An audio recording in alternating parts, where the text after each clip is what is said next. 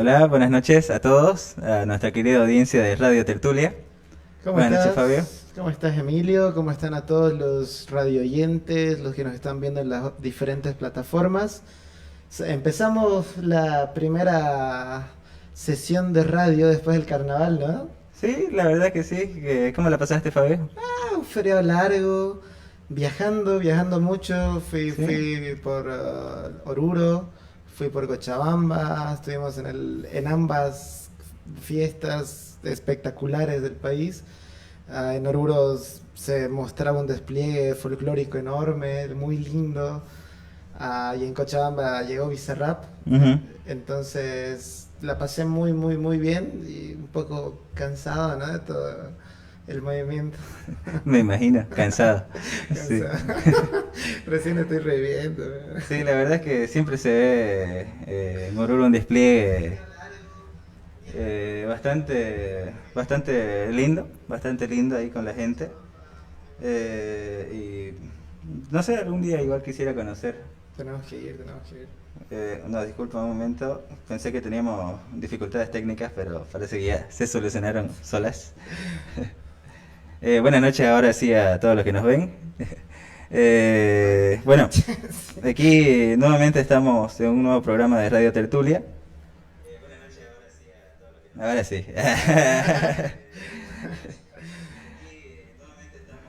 Es que volver después de las fiestas igual implica mover los controles, poner todo en orden. Es lo que le decimos siempre hace 4 programas. Estamos aprendiendo. Ténganos paciencia. Ténganos paciencia. Por favor. Sí. Es que es mi primer día. Hace 5 programas. Bueno, Fabio, empezamos entonces. Nosotros habíamos anunciado en la publicación que hicimos ayer sobre que íbamos a acompañar este programa con un poco de música brasileira, Un ¿no? poco de bossa. De bossa lucha. nova. Entonces, a ver, Fabio, ¿qué nos tenés preparado ahora? Bueno, hoy yo estoy muy emocionado porque es uno de mis artistas favoritos, entonces estoy como que lo leí un poco más, lo estudié un poquito más para el programa de hoy justamente. Y vamos a hablar ni nada más ni nada menos que del gran Chico Buarque, ¿no? ¿Te interrumpo un ratito? Parece Claro, que sí claro tenemos que un sí. poquito de dificultades técnicas, si nos escuchan, si no me equivoco, pero tenemos un problemilla con la música, que los controles no la sostienen, parece. Entonces, lo que vamos a hacer para salvar las papas, va a ser... ¿Se escucha? A ver, un poquito. Ahora sí, Nos dicen, por favor. Si no se escucha, nos avisan, porfa. ¿Se escucha la música? Es la pregunta, no si se escucha... Ay, no dicen que la música no se escucha, a ver. Ahora sí. Nada, ¿no? Bueno, entonces vamos a hacer un método algo raro y novedoso. Que va a Póngale ser play, maestro. a la antigua. A la antigüita. Como charlando en la plaza, ¿no? ¿Ahora sí se escucha? ¿Se escucha, Fabi? Se escucha, se ¿Qué escucha. dice la gente? ¿Se escucha?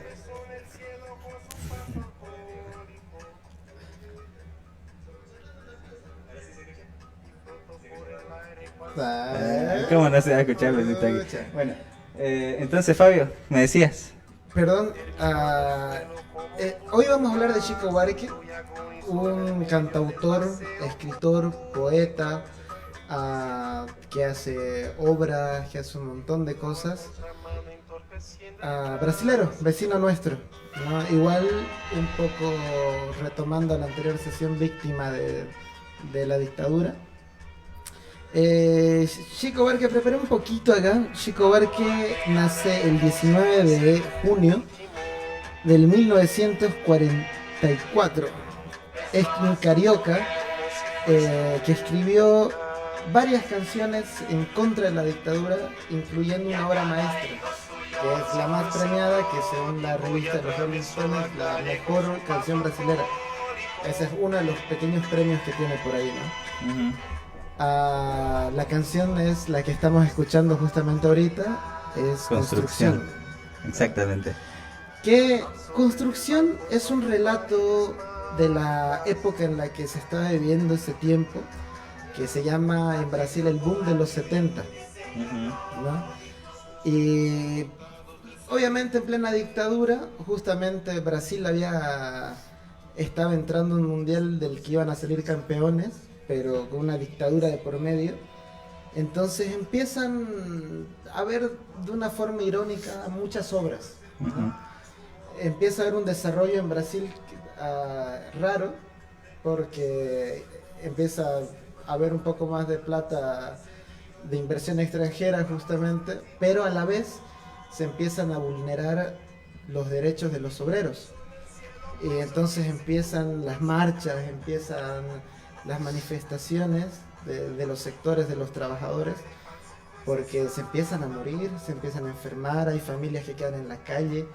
Era una transformación rarísima de un Brasil emergente, de los ricos, pero también la decadencia de una clase entera, ¿no? Sí. Entonces, Chico Buarque lanza en 1971 Construcción como un testimonio social de su tiempo. Además, que en la canción hay frases que te dicen que es como si fuera el último día de vida de un obrero, ¿no?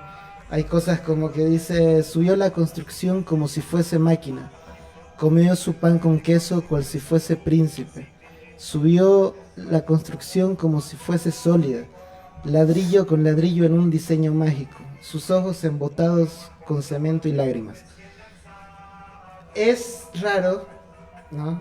Porque hay que buscarle por ahí de dónde va, pero es un poeta militante justamente del Partido Comunista que la pasó muy mal, ¿no? Fue exiliado a Italia y posteriormente Italia se mudó a Francia con su familia después de la marcha de los 100.000, que fue una marcha histórica en Brasil, que estaba compuesta por obreros, por artistas, por personajes importantes de la época, ¿no? Y lo chistoso es que el día siguiente de la marcha de los 100.000, Chico tenía que dar una presentación en el Teatro de Sao Paulo, ¿no? Y había un grupo, para que veas cómo era de complicada la situación, había un grupo, los cazacomunistas, ¿no? Y ese grupo, que era paramilitar, ¿no?, va al teatro a destrozar todo, agarran a los artistas y lo meten a la cana a Chico. Un año está en la cana, de ahí lo sacan y le dicen: bueno, o se calla o se va. Me voy, ¿no? Claro. a callar jamás, ¿no? Y antes de irse, Chico era muy amigo de Tom Jobim y Vinicius de Moraes, que son los padres de la bossa nova, ¿no? Dos íconos del mundo admirados hasta por Frank Sinatra, ¿no? El Frank Sinatra latino, le decían a Tom Jobim. Entonces Vinicius le dice: bueno, el día que vuelvas tienes que volver haciendo ruido, para que no se olvide todo lo que se ha ido construyendo, todo lo que por lo que te han exiliado. Entonces Chico se va a Italia, después a Francia, y de ahí vuelve a Brasil, haciendo todo el ruido que podía hacer, y compone A pesar de você, que justamente en las últimas elecciones con Lula la cantan en un cierre de campaña a Bolsonaro, ¿no? Hablando de Bolsonaro, hay, dame 2 segundos, que lo anoté por acá. Es la que está sonando ahora. Sí. Esta misma. Se preguntan por qué tengo mi celular aquí. Por si acaso es que tuvimos un problema técnico con la consola, entonces aquí estamos improvisando, se llama. Claro, improvisando siempre, yay. Y el 2019, hablando de Bolsonaro un poquito, le dan el premio a Chico Buarque que se llama Camões.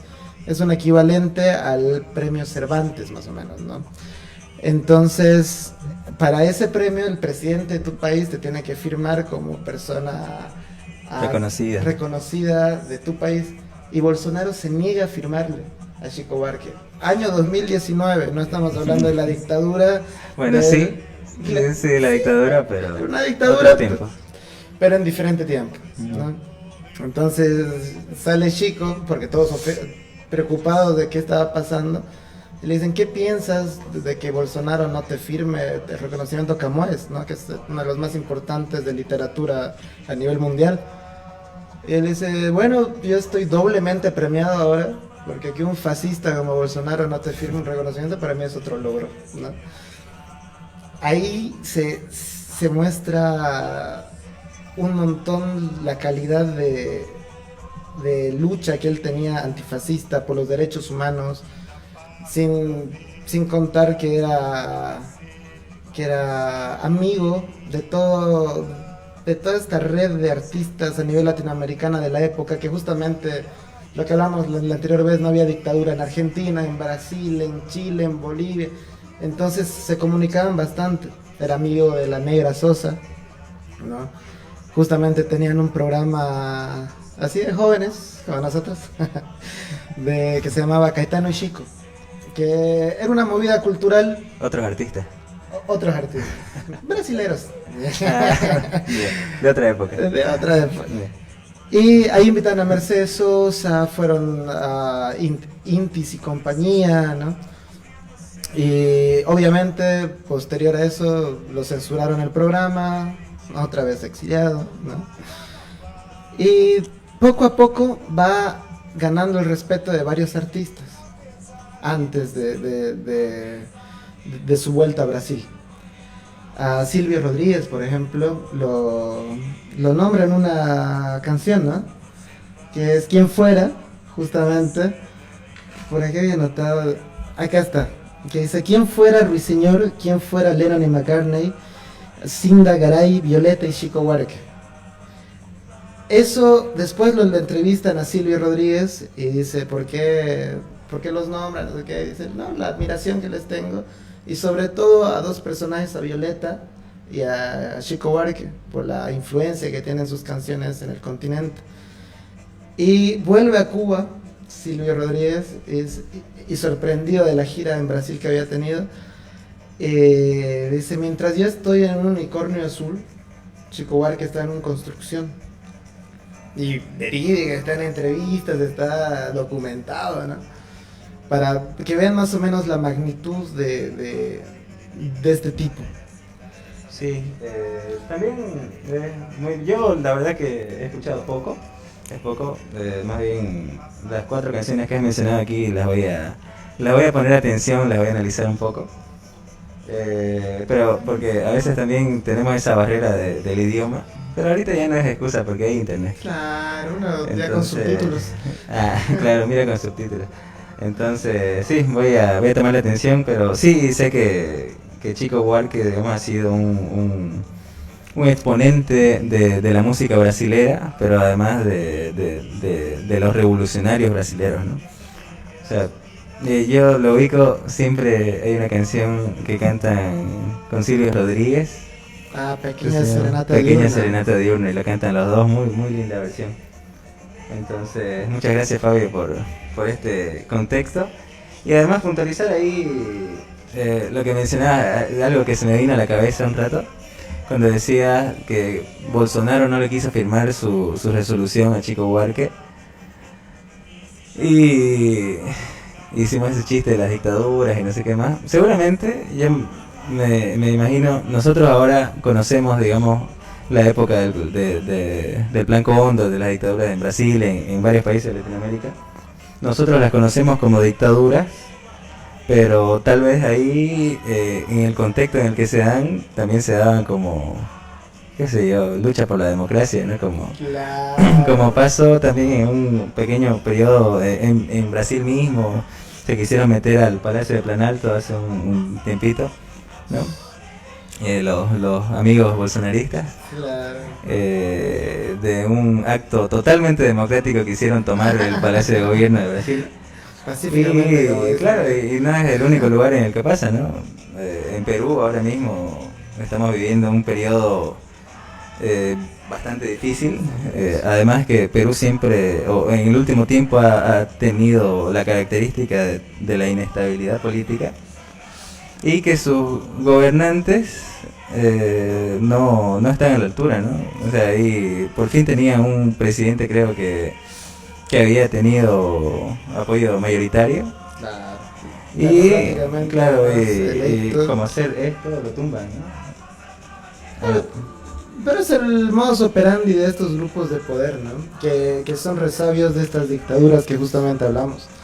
Que nos parece como si fueran expresiones ciudadanas nuevas que salen de la nada.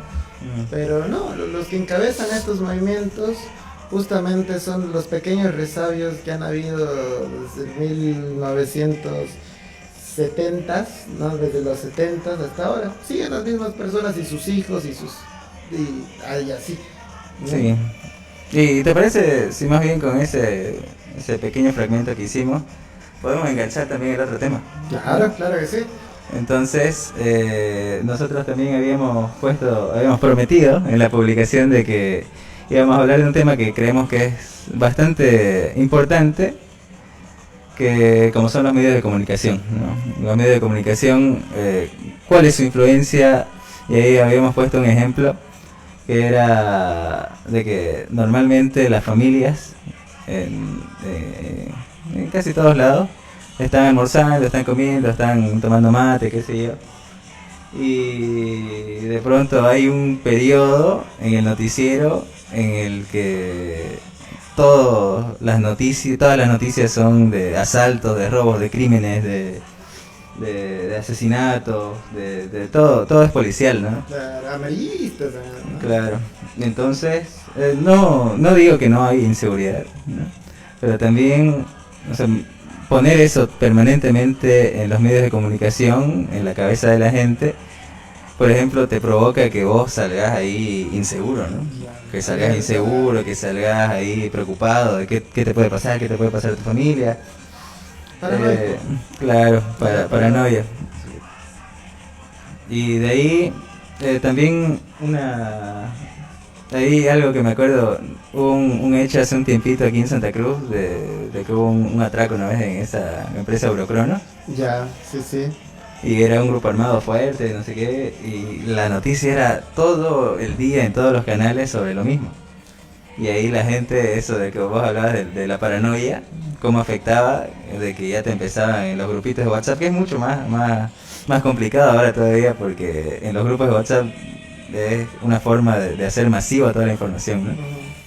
Y te ponían, ay, que estos tipos que estaban armados en Eurocrono van a hacer, para escaparse, están planeando ir a disparar autos por ahí, los vieron por Polanco, los vieron por la Avance, ¿no? Entonces uno andaba así todo el tiempo. Entonces, bueno, yo me cuestiono, o trato de cuestionarme siempre cómo influyen los medios de comunicación en lo que uno hace en el día a día, ¿no? En su diario vivir, en su pensamiento, cómo te está yendo. Y de ahí podemos también desglosar unas cositas. Y nosotros lo habíamos pensado de hacer un pequeño... ampliar un poquito de dónde vienen los medios de comunicación, por ejemplo. Y de ahí ya ir saltando, ir territorializando aquí a nuestro contexto. Y, para no perder tiempo, primero podemos leer unos comentarios, ¿te parece? A ver. Aquí, Vamos con la gente. Maggie nos manda saludos. Maggie Condori, Fátima desde San Buenaventura. Saludos, del Fátima. norte paseño. Al Plan 3000, saludos a María Calle. Saludos, compañero. Aquí a querido Pichincha dice, saluden pues a los guerreros digitales. No, ya lo tumbaron. Y si hay, por favor, avisar. Claro. De ahí, aquí María nos dice nuevamente, dice, los medios de comunicación crea personas susceptibles, como una psicosis de madres preocupadas por sus hijos que salen a estudiar, o sea, quieren intimidarnos con esto de decir que la policía no trabaja por el pueblo. Bueno, sí. Sí. Aquí Sí, hay una sí, sí. guerrera digital que nos saluda. Entonces, bueno, ahí lo que habíamos armado, así a grandes rasgos, también para que nos puedan complementar en los comentarios, era un pequeño contexto de cómo es que nosotros pensamos que surge esta totalidad de los medios de comunicación, ¿no? Ya cambiamos la musiquita de Chico igual Claro, que yo. claro, ya cambiamos de Chico a la música de noticiero. Ah, no, Chan, chan, chan, chan. claro, a policiales. Claro. Entonces, aquí lo que nos arrojaba internet era que decía que un contexto que se le puede dar a cómo surgen los medios de comunicación es de que en 1440, por ejemplo, Gutenberg patenta la imprenta, ¿no? Ujú. Entonces, antes de eso, el conocimiento, todo el conocimiento en general, era difundido solamente, o en su gran mayoría, por la palabra, ¿no? La palabra oral y la escrita a mano, que era muy, muy difícil, digamos, que vos puedas masificar tu conocimiento. Entonces yo autor, digamos, yo no, obviamente, pero aún escribo un libro o escribo un artículo, o escribo mis ideas y para que lo lean 1000 personas, para que llegue a 1000 lugares, tenía que decírselo a 1000 personas o escribirlo, ¿no? O escribirlo 1000 veces y repartirlo. Entonces, cuando Gutenberg crea la imprenta, patenta la imprenta, ahí se da por primera vez el paso de poder difundir conocimiento de manera masiva, ¿no? Ahí ya vos podías poner una hoja, un tiraje y imprimirlo 10.000 veces y que le llegue a 10.000 personas, ¿no? Y ahí también viene avanzando la ciencia. En 1605 sale el primer periódico, según los datos, en Alemania, de una persona igual que hacía justo eso, escribía las noticias que él creía relevantes y las repartía, ¿no? Las escribía a mano. Y después ya él mismo se compra una imprenta, empieza a difundir y ahí empieza el medio escrito, ¿no? 1605, otro tiempo.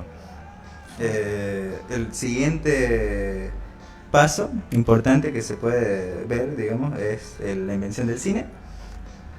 A finales del siglo XIX, de los hermanos Lumière. En 1901 se da el primer programa de radio con personas, ¿no? La primera transmisión de radio con voces humanas. Entonces antes era soniditos, era bueno, otras cosas, ¿no? Que por la transmisión de radio. Ahora ya transmitimos por internet. ¡Qué avance! Nada más. Y después, a partir de 1936, es que se da por primera vez, o sea, se tiene un registro de que hay emisiones de televisión con programación fija. Ahí antes había televisión, pero era como de prueba, de propaganda gubernamental de varios estados. Entonces, aquí una conclusión que puedo sacar, a primera vista, a segunda, porque ya la primera fue la que la escribí, es que siempre la masificación de la información viene acompañada del avance tecnológico, ¿no? Entonces, cuando se inventó la imprenta, fue un avance tecnológico que te permitió masificar, ¿no? Igual la radio, el cine, la tele, fueron avances tecnológicos de otros tiempos, por supuesto, que te permitían avanzar.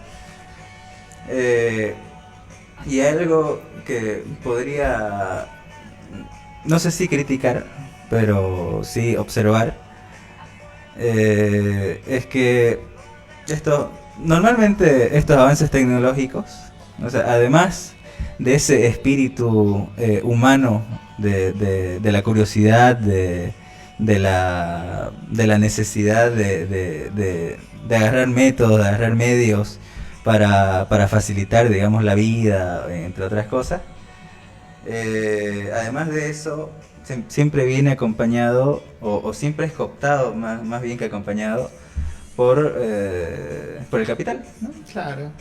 Entonces el capital viene y te coopta, por ejemplo, la producción masiva de noticias, te la cooptó en en los años 1600, o sea, porque una persona que podía comprarse una imprenta en ese tiempo podía claramente poner las noticias que a él le parecían convenientes, ¿no? Y lo mismo, el mismo ejercicio también se repite en otras cosas hasta nuestros tiempos. Yo no sé si me estoy saltando una pequeña parte de la historia, porque yo creo igual que este proceso histórico de cómo surgen las redes sociales hay que tomarlo muy en cuenta respecto al surgimiento de Internet. Eso nos ha cambiado bastante la percepción y la forma de percibir también la información. Y ahí también me voy a saltar un poquito para no aburrirnos, para que no sea una cátedra. Tranquila, vemos ya. Igual, Fabio, podés aportar si lo ves necesario. No, bueno. Sí, dale. Entonces, ahora estamos viviendo a nivel global un momento, un proceso al que se conoce como el conglomerado mediático. Entonces, que una persona que mira un canal de acá, Red 1, Unitel, qué sé yo, Globo, digamos, o Caracol en Colombia, Televisa en México, claro, LED, Clarín en Argentina, no lo siente porque no es tangible, digamos, está adaptado a la realidad de cada región. Aquí nos muestran noticias de Bolivia, obviamente. claro.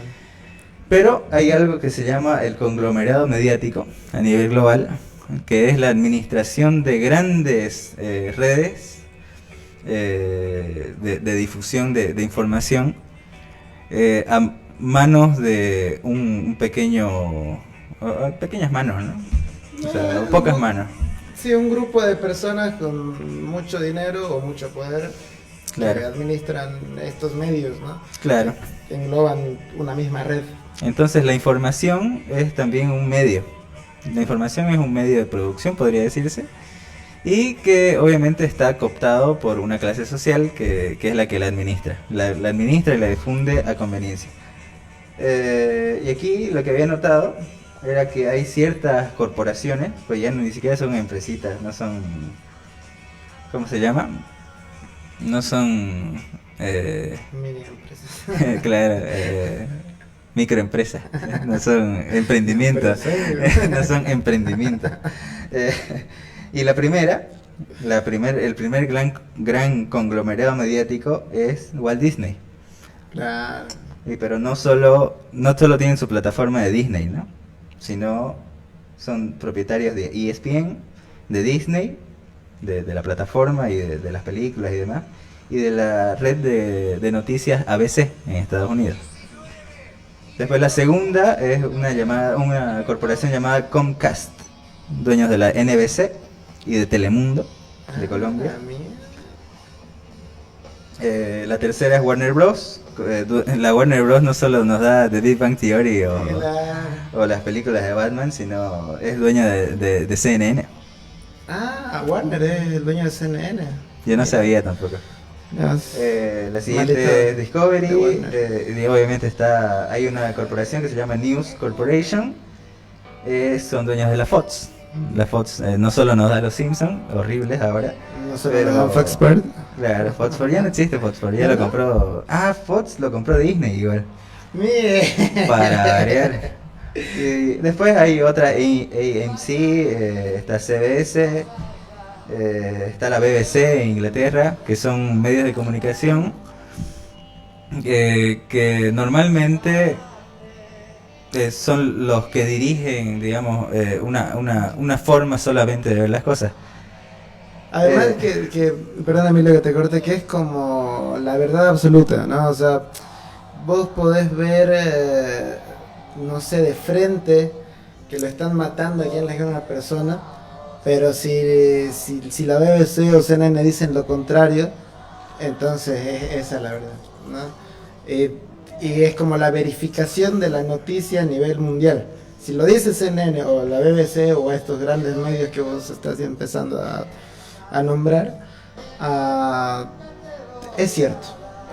Y Sí. es muy peligroso, ¿no? No, y dónde lo hemos visto en este último tiempo es en la guerra Rusia-Ucrania, ¿no? Sí, claro, parcializada totalmente, Claro, ¿no? totalmente.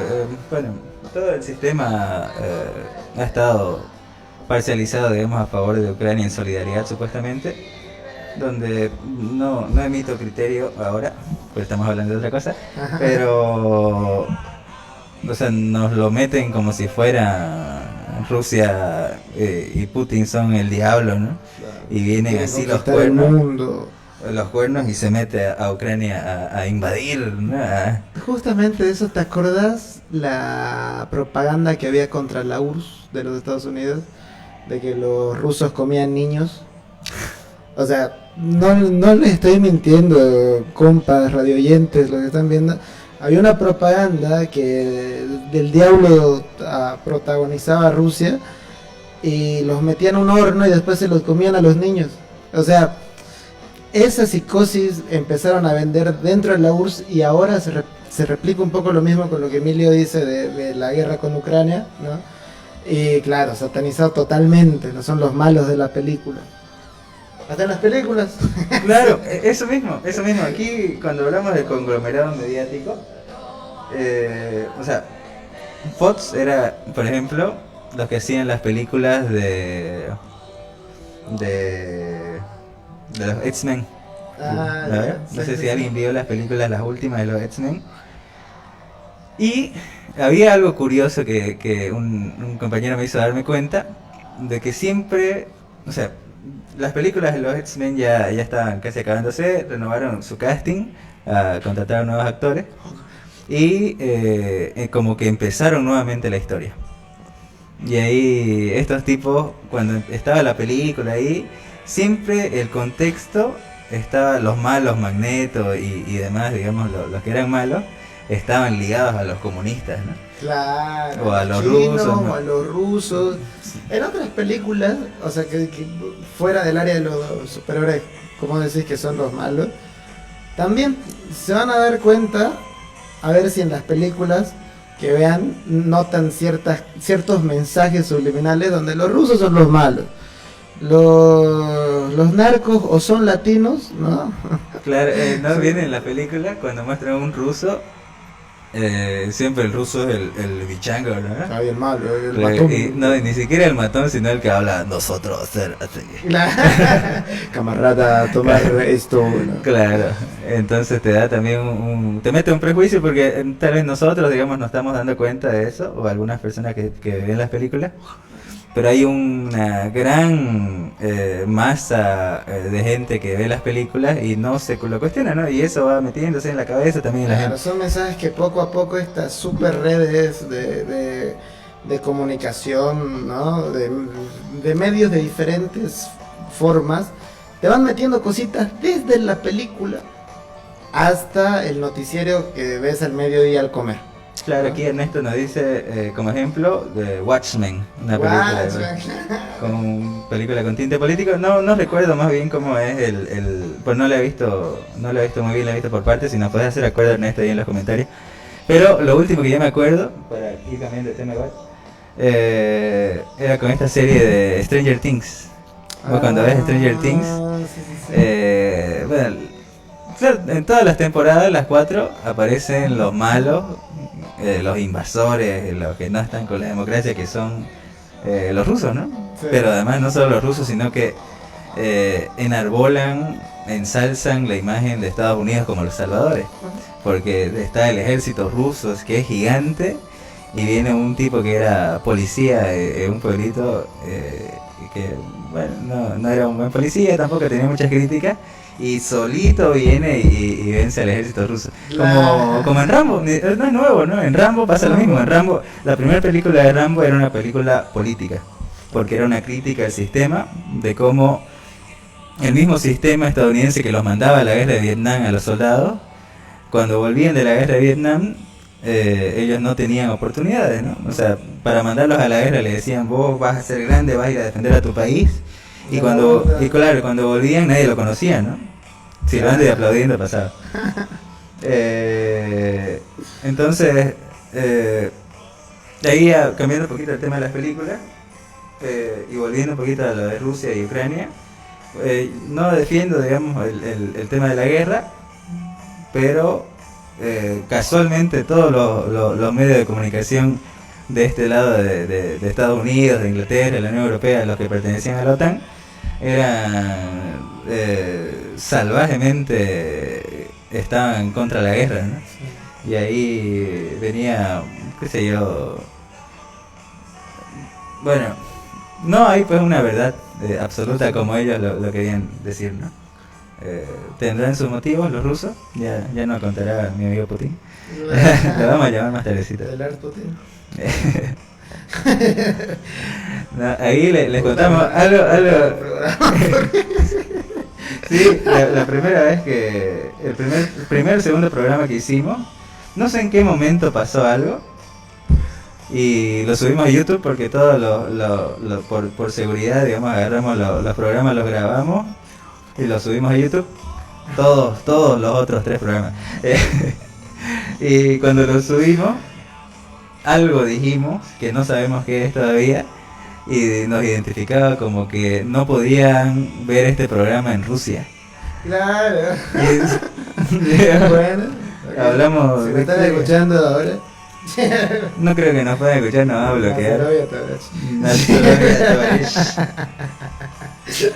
Bloqueado de toda la red. Si nos vas en la página, los queremos mucho en nuestro radio.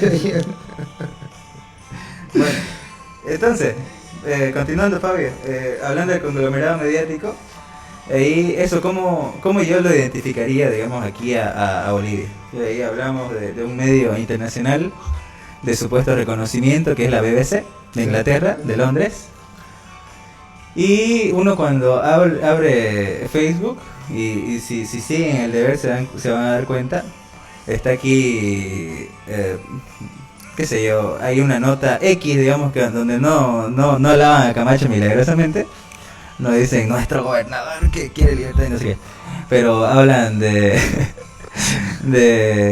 qué sé yo, las relaciones con tu perro pueden ser beneficiosas para la salud, digamos, para tu salud emocional, qué sé yo, algo que no tiene nada que ver con lo que normalmente publica el deber, y uno entra y ahí tiene su letrerito de la BBC. Entonces ahí está la conexión también. Entonces no es casual. Entonces vayan buscando estas cosas, chicos, cuando vean los diarios, cuando vean las noticias, intenten conectar de alguna forma estas grandes redes como CNN, BBC, etcétera, con los nacionales, ¿no? Todos lo quieren manipular, menos nosotros, así que miren. Nosotros no. Y continuando también, ahí en la tarde Fabio me mostraba un video de sí. Que como somos todavía un poquito paparupas con esto de las transmisiones en vivo, lo vamos a subir a la página después, pero Fabio, no sé si lo podés contar. Sí, es un video un poco antiguito que trata de un experimento social que hacen en un aula. Una docente de Universidad de Filosofía agarra y justamente está hablando de la manipulación de masas y a la incidencia que puede tener el conjunto de personas en una, ¿no? Entonces agarran y, por ejemplo, voy a tomar tu toma todo, ¿no? Como ejemplo, no sé si ven. Y dicen, bueno, empezamos la clase, vamos a hablar de esto. Y el mensaje de hoy es al tema de la manipulación mediática y de masas a los individuos, ¿no? Entonces agarra un folder y dice, bueno, toma todo. Siempre llega alguien, claro, pero la señora dice folder. Y dice, bueno, siempre llega alguien tarde, entonces nos vamos a poner de acuerdo y vamos a decir que este folder es verde. Bueno, en este caso este toma todo es verde, ¿no? Entonces, sí, que no sé qué, no sé cuándo. Y era rojo. Entonces, llega justamente una estudiante tarde, ella empieza el experimento, empieza a tantear un poco y empieza, ¿no? A ver, tú, Emilio, ¿de qué color es este folder? Verde. Verde, profe. Claro. Usted, no sé, el que nos está agarrando la cámara ahí. Sí, verde. Decí que verde, decí que verde. Sí, verde, sí, verde. Ya. El que me está... La otra cámara. Allá en la abaniqueando. otra cámara. El que me está benaqueando, verde, ¿no? Entonces, hace un montón de preguntas a distintos estudiantes. Le toca al que había llegado tarde. Y le dice, ¿qué color es? Y entonces el otro empieza a dudar y empieza a ver a 10 personas que habían dicho que era verde. Entonces dice, sí, es verde, ¿no? Le dice, ven, ahí está. Todos sabemos que esto es rojo. Burro. Pero, entonces, ¿cómo es la presión social y la incidencia que puede tener tu entorno hacia lo que tú piensas, ¿no? Entonces, un poco con ese video yo hablaba con Emilio y quedábamos como que los medios de comunicación tienen ese poder. Y en parte lo hemos visto en la historia de Bolivia y en el cotidiano, con el COVID sin llegar lejos, ¿no? O sea, yo creo firmemente que las personas que veían mucho tele se estresaban y se enfermaban más. Porque todo el día tenemos ciento tanto muertos. Todo el día, ¿no? Que las vacunas, que los síntomas, que las filas de los hospitales, que... No sé si a vos te pasó o a alguien ahí que nos está viendo, de que vos no salías para nada de tu casa y de pronto estabas echado un día y empezás... Ay, me falta el aire. No, es psicológico y es por lo que veías todo el tiempo en la tele, ¿no? Te congestionabas. O sea, uno ve tele y empieza a ver esas cosas y se congestiona y vuelve paranoico. Y te bajan las defensas, además. O sea, con el tema de enfermedades, ¿no? Con el COVID concretamente, te bajan las defensas. Entonces, efectivamente te enfermabas. Pero no era COVID, muchas de esas eran problemas renales del corazón, respiratorios. De todo menos COVID. De todo menos COVID, pero tan psiquiada estaba la sociedad, justamente por los medios de comunicación, que tenías un índice altísimo de enfermos que posiblemente no haya sido COVID, igual se morían, ¿no? Sí. Tristemente. Y en la historia pasa algo similar. Yo sé que es algo polémico, ¿no? Pero acuérdense el caso Zapata, ¿no? Todos los medios grandes de Bolivia tenían un discurso similar, si no era el mismo, era similar. Y hasta hoy se sigue manteniendo esa uniformidad de los medios con ciertas noticias que obedecen a ciertos círculos, lo que hablábamos, ¿no? ¿Quién tiene los medios de comunicación? Los que tienen plata o poder. Sí. No sé qué piensas un poquito ahí. Bueno, es que es verdad, ¿no? Porque en la política influye mucho también el tema de los medios de comunicación, pero no solo en la política, ¿no? Bien lo mencionaba Fabio, el tema de la salud. El tema de la salud, el tema de la educación misma. Hace unas semanas, el segundo programa, si no me equivoco, hablábamos de la malla curricular que se le está proponiendo, o que ya se está ejecutando, o se debería estar ejecutando, en las unidades educativas. Y esta malla curricular, si te pones a leerla, despacito y analizando y con calma, te das cuenta que sí te aporta cosas a los estudiantes, ¿no? Cosas que en la educación tradicional de hace 20 años y de hace un año no te aportaba, ¿no? Como, qué sé, inteligencia emocional, sobre aprender ajedrez, sobre robótica, sobre cálculo a los estudiantes. O sea, no es que en primero básico te iban a enseñar cálculo, ¿no? Sino... iba a ser en sexto de secundaria, en quinto de secundaria, pero para eso tenías que tener un proceso también de aprendizaje previo. O sea, no ibas a llegar directo de aprender a sumar y restar a aprender cálculo, ¿no? Y los medios de comunicación también te iban metiendo eso, ¿no? O sea, y no es que, no muchas veces, pero o sea, te lo dicen, no te dicen, usted, señor que nos está viendo, nuestra audiencia, no crea en esa malla, ¿no? Sino viene y te dicen... invita a un tipo del magisterio que casualmente es opositor al gobierno y te dice, ay, ¿usted qué opina de la malla curricular? No, ¿qué más va a opinar si es opositor al gobierno? No, no porque no le guste la malla, sino porque tiene que oponerse sí o sí. Y justamente, perdón Emilio que te corto un Uf. poquito ahí,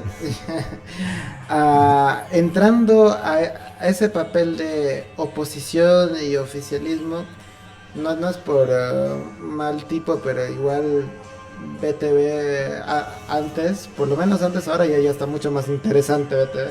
Pero antes era aburridísimo porque todo el día te mostraba cosas del Estado y bla bla bla, y que entregas, que Sí, el ego, que bla bla. Que cansa, que acobarda y que también era para otro juega este momento, rol, ¿no? Sí. ¿no? Ahora, la mayoría de los medios de comunicación en Bolivia cumplen roles políticos también, lo que Emilio acaba de decir, ¿no? Por ejemplo, me hice un punteíto acá de quiénes son los socios mayoritarios de los programas, que va a ser un poco polémico, pero bueno, como decía, mira, el anterior programa de nuestra radio y decimos lo que queramos, por último. No es nuestro programa, perdón. Aún no es nuestra radio. Aún. Y la expropia. Expropiese. Pa la bandera. Y bueno, vamos a empezar por Red 1, que uno de los socios mayoritarios es Ibu Kulgis, declarada abiertamente opositor y además parte de estas plataformas ciudadanas y no sé qué. Entonces se entiende por qué Red 1 tiene cierta parcialización, cierta, entre comillas. Cierta. Unitel Osvaldo Monasterios. Uy, los monasterios. ¿Sabes quién era en el Partido Demócratas? Era Tomás Monasterio, es pariente ahí de la gente de Unitel, ¿no? Y era diputado, el diputado más faltón de los 5 años. Claro, que según nunca fue una sesión, creo. puro enfermo para, según él. De semana regional, como. Bueno, pero además que esto Osvaldo, o sea, aparte de Osvaldito. claro, Osvaldito, era ex senador del MNR, ¿no? Y socio del Banco de NR, entonces también se ve. Pobre, ¿no? Oh, papito. Solo tenía unas cuantas vaquitas. Papito. Después viene Bolivisión, que es otro medio grande, que es Tito Asbun, ¿no? Que ¿dónde estará Tito Asbun? Porque se encontraba prófugo de la justicia, hasta donde me acuerdo. Perseguido político. Perseguido político debe ser, ¿no? Pero a ver si vuelve. PAT, uno de los principales accionistas es Carlos Mesa. Sí, sigue siendo. Sigue siendo, Ah. sigue siendo Carlos Mesa. Yo Antes pensé tenía un programa, ¿no? Ahora ya no tiene el programa, pero sigue siendo accionista. Pensé que lo habían vendido. Tenía unos problemas económicos, creo. Fíjate. ¿Sí? Hasta donde yo... Pero, o sea, no quito igual de que hasta cierto tiempo fue accionista, ¿no? Hasta hace Creo poquito. que ahora no. La verdad es que no estoy muy seguro. Si no, lo tendría todos los días. Espérate. Vamos El a... mañanero Carlos Mesa se llamaría. Estos tipos cuando necesitan palestras salen, ¿no? Pero juegan mucho justamente con la psicosis que hablamos entre noticia y noticia. Sí. Después de Panamericana, Miguel Duarí, Página 7, Raúl Peñaranda, que trabajó con Banzer, ¿no? Un santito, ¿no? Y además Página 7 creo que tiene otros socios que son chilenos con vínculos con otras transnacionales, ¿no? Entonces ahí voy nombrando 2, 3, 4, 5, 6 medios que son de los más grandes en Bolivia y que son vistos y leídos por millones de personas, ¿no? Entonces a lo que me voy es la uniformalidad de la noticia o de la mentira. Sí. Ahí yo emito mi criterio aquí. Igual yo me acuerdo que siempre, cuando era chico, digamos al menos, del Deber yo creía que era un medio confiable. Y hasta cierto punto, bueno, no sé, no era confiable. Pero yo era chico, digamos, entonces uno lee las noticias, todo lo demás. Y ahora, en este contexto de inestabilidad, digamos, política, de decir lo que pasó en el golpe, lo que pasó en el paro de los 36 días, lo que pasó con la aprehensión de Camacho, perdón. Bueno, era asqueroso leer esos titulares. Había una editorial, el paro de los 36 días, O sea, ya todos en Santa Cruz estábamos hasta aquí del paro, ¿no? De la gente que bloqueaba, ya todo el tiempo eran golpes, era abuso, era griterío, ya la gente le estaba respondiendo. Aquí está, mi padre dice, nuestra gentil audiencia familiar, dice Banco Económico y Red 1, Banco Ganadero, Unitel, fíjate, ya no es de Carlos Mesa, es de Dager, dice, un grupo empresarial cruceño. Pero igual Dager, ¿qué influencia tiene dentro de los nuevos grupos políticos, ¿no? Claro. Que tampoco es un despolitizado total. Claro, no creo que su intención sea vender heladera, ¿no? Claro. Bueno, gracias Emilio por el dato. Y saludos a Analia. ¿Emilia a mí?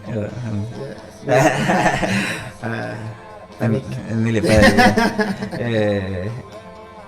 No, lo que te decía, había una editorial, o sea, ya todo el mundo estaba tan cansado en ese periodo, y hubo una editorial que ya fue por demás de descarada, donde decía el valor, no recuerdo bien, la tengo ahí guardadita, porque sí,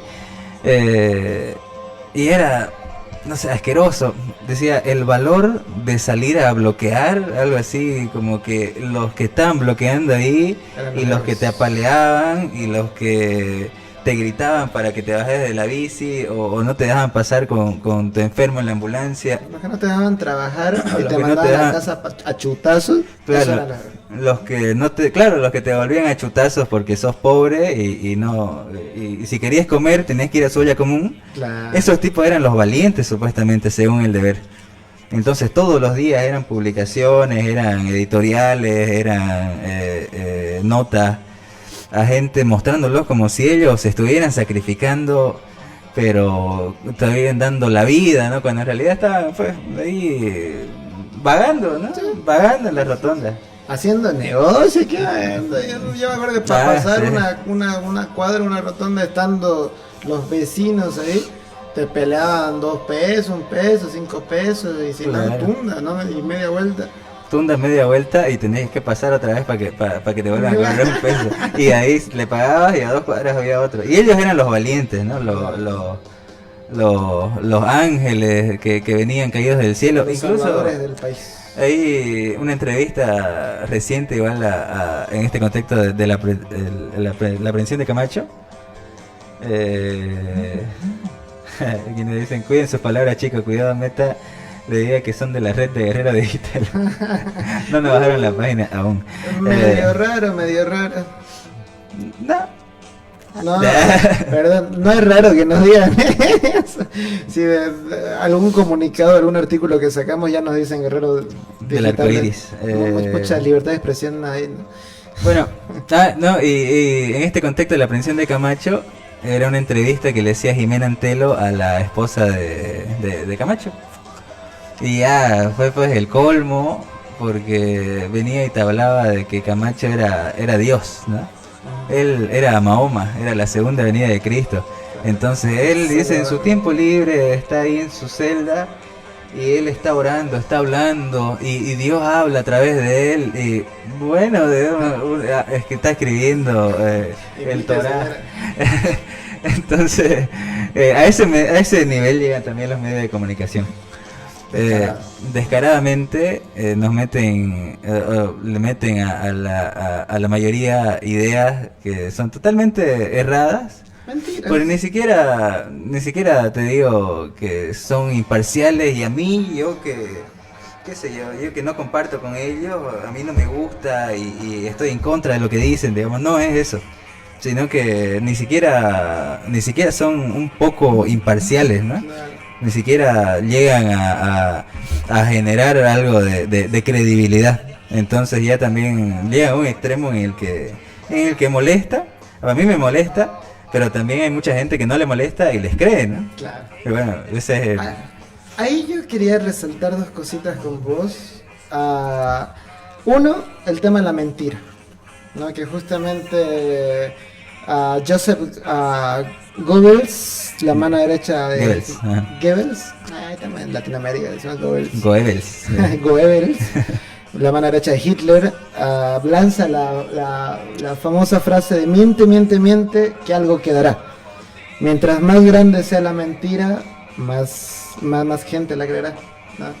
Entonces, ahí te da el tip principal para este tema de movilización de masas con el medio de comunicación como instrumento, ¿no? Uh-huh. Y otra cosa que quería que hablemos un poco es la excusa que tienen estos programas, estos medios de comunicación, de no hacerse responsable por la información que están dando, con el derecho de reserva de fuente y la libertad de expresión.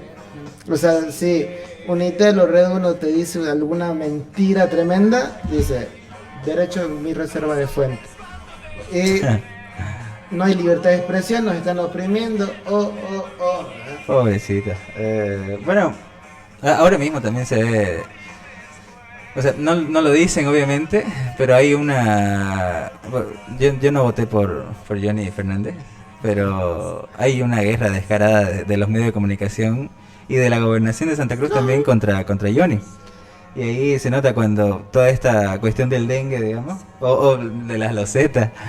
Aquí, los que no conocen Santa Cruz, tenemos un centro de la ciudad que prácticamente está muriendo, porque ya los negocios que abren ahí no aguantan. Claro, todos se van a los malls, ¿no? Todos se van a los malls y ahí en parte una posible solución puede ser el que saquen las losetas que están hace 60 años y las cambien por pavimento, ¿no? ¿Ah? Por losetas nuevas. Claro, por losetas nuevas.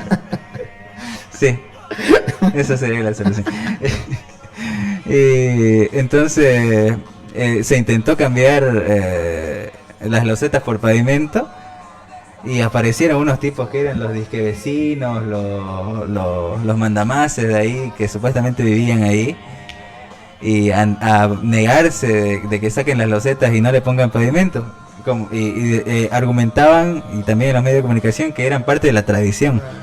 Y en los medios de comunicación venían y te decían pues que las losetas, cuando llegó Ñuflo de Chávez, cuando se trasladó a Santa Cruz la segunda vez, de la parte que era Cotoca aquí a Santa Cruz, ya habían losetas, ¿no? Entonces ahí se asentaron en las losetas.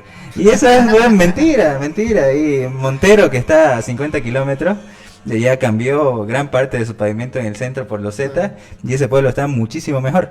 Claro, hasta más práctico, ¿no? Entrar. Más práctico, los autos que más entran, pintudos, claro, más pintudos, los autos que entran, los taxis no quieren ir para el centro porque les dejasen los autos. Claro. Entonces esa era una parte de la guerra, por ejemplo, que le están haciendo ahí al alcalde. Descaradamente. Y ahora con el tema del dengue ahí, bueno, hay fallas, por supuesto. Yo no voté por él, no lo voy a defender. Pero también en los medios de comunicación uno se sienta a almorzar, enciende la tele y de la hora que dura el programa, por lo menos unos 50 minutos son echándole basura al alcalde. Entonces, porque no es parte justamente de estos grupos ni es dueño de alguna. Bueno, tiene plata, pero no, claro, no es de ese grupo. No, pero además es porque él en cierto momento se desprendió de ello, ¿no? Que estaba muy apegadito a Camacho, a los paros, al golpe y demás. Y después cuando fue alcalde, él se desprendió de paro de 36 días porque decía que era un perjuicio. Entonces, decir que era un perjuicio fue como firmar su sentencia de muerte para estos tipos que administran los medios y que administran la gobernación de Santa Cruz. ¿No? Justamente eso, o sea, tanto se respaldan los medios de comunicación y estos íconos de la oposición o de la derecha boliviana con la libertad de expresión, que cuando el alcalde de tu región viene a decirte algo que es muy cierto, que es la región está perdiendo plata, no podemos seguir con un paro injustificado, perjudicando, ¿no? a los sectores comerciantes, a los sectores transportistas, vienen y lo ponen a Johnny como el malo. O sea, sabemos, no es el tipo más iluminado, no es el brillante de la vida. Y sus camisas son bastante apretaditas. Claro, no es que tenga la moda Gucci, ¿no? Gucci como ella. Pero dijo una verdad y esa verdad incomodó tanto a estos sectores que le dan palo en los medios día y noche. Y yo creo que igual lanzando para nuestro gobierno de turno, que vea de modificar o reunirse con los programas, con los medios de comunicación para modificar esta ley de imprenta, ¿no? Que se hace en 1826 la primera, después se la modifica en 1925, pero quedan ciertos espacios en la modificación que te deja abierto a poder hacer estas barbaridades, a poder decir cualquier cosa, mentir, inventarte y no tener responsabilidad de lo que dices. Y esa es la verdad, no, o sea, no estamos en contra de la libertad de expresión, pero cállense. Se callan y me escuchan. Bueno, no estamos en contra de la libertad de expresión, pero sí, o sea, no hay que mentir, ¿no? No hay que mentir. Aquí ni siquiera es que dicen una verdad escondida, no sé qué. Aquí nos dice una sugerencia, lo vamos a tomar en cuenta para la próxima, que todavía nos falla un poquito el manejo de la plataforma. Mi padre dice otra vez, para no caer en lo que se critica, hubiera sido bueno llevar un par de ejemplos de falsas noticias, manejo cegado, etcétera. Okay. Lo vamos a hacer, estamos aprendiendo todavía. Poquito a poco. Vamos a ir viendo cómo se hace eso en la plataforma para poner ahí en la pantalla algunos ejemplos, ¿no? Algunos videos, algunas imágenes. Entonces, vamos a ir avanzando en eso. Bueno, Fabio, se nos acabó el tiempo y son las 8 de la noche. Rapidísimo, che. En Radio Tertulia. Mi opinión. Y la tuya. Ya me hablando. Entonces, yo creo que con eso, Fabio, nos despedimos. Sí. Bueno, agradecer mucho a los que se dan el tiempo de comentar, de escucharnos, de vernos, que es una horita, ¿no? Que compartimos, interactuamos con ustedes, y esperarlos el próximo martes, que igual vamos a estar soltando en la página de qué vamos a hablar, y esperamos sugerencias también, ¿no? Como la de Emilio, como la de Noé, como la de María, que ayudan a que el programa crezca siempre, ¿no? Eso Emilio. Sí, vamos a ir creciendo, estamos creciendo de a poco. Son nuestros primeros pininos todavía. Y estamos muy agradecidos con toda la gente que nos ha seguido hoy, martes 28 de febrero. Ya mañana empieza un nuevo mes. Un nuevo mes. Ya van 2 meses del año, increíble. ¿Cómo te parece el tiempo? A la vuelta de carnaval. No digo nada. Entonces, muy agradecido nuevamente con todas las personas que nos están viendo y los que nos siguieron durante toda esta hora. Los esperamos el próximo martes. Muchas gracias por sus comentarios, muchas gracias por escucharnos. Si no les gusta algo que escucharon, bueno, nos vemos el otro martes.